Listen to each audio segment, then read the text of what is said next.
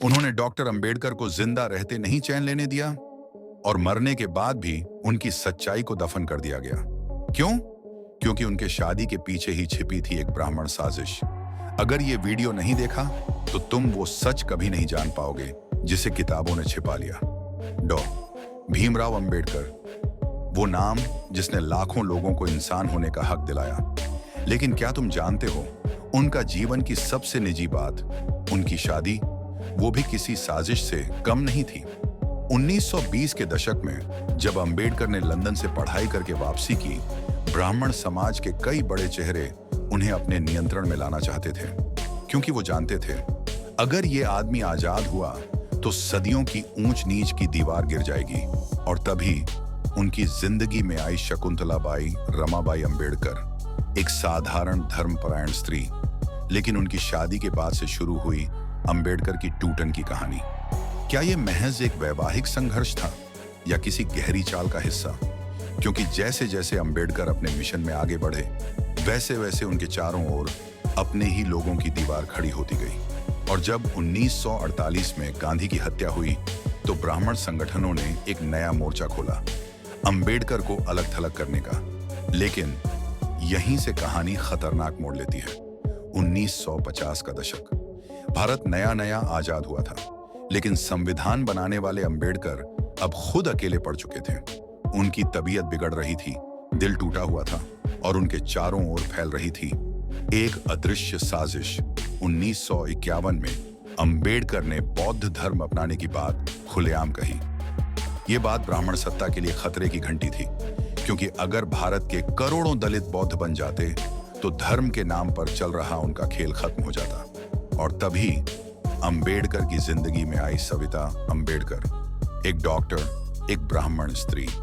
1956 में दोनों ने शादी की, लेकिन क्या यह प्यार था या फिर कोई कैलकुलेटेड मूव जो अंबेडकर को मानसिक और राजनीतिक रूप से तोड़ सके? शादी के कुछ ही महीनों बाद अंबेडकर की तबीयत अचानक गिरने लगी। उनके सहयोगी श्री प्रकाश अंबेडकर ने बाद में कहा था, बाबा साहब को दवाइयों में कुछ गड़बड़ लगती थी। कई दस्तावेज बताते हैं सविता अंबेडकर ही उनके मेडिकल केयर का पूरा नियंत्रण रखती थी।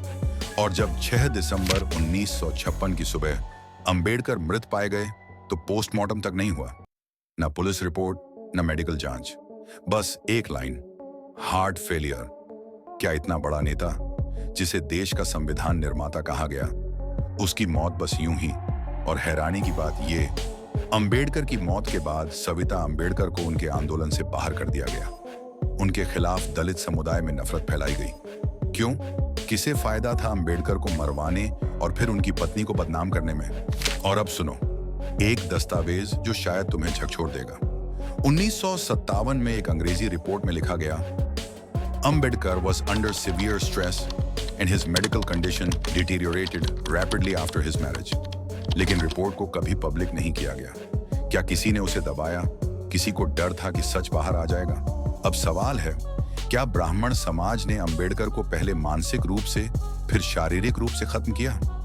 चलो सोचो, जो आदमी पूरी जिंदगी ब्राह्मणवादी व्यवस्था के खिलाफ लड़ा, वो अपनी आखिरी सांसों तक एक ब्राह्मण स्त्री पर निर्भर था। क्या यह संयोग था या योजना? अंबेडकर ने अपनी किताब रिडल इन हिंदुइज्म में लिखा था, अगर हिंदू धर्म में कोई सुधार नहीं हुआ तो यह धर्म खुद अपने बोझ से मर जाएगा।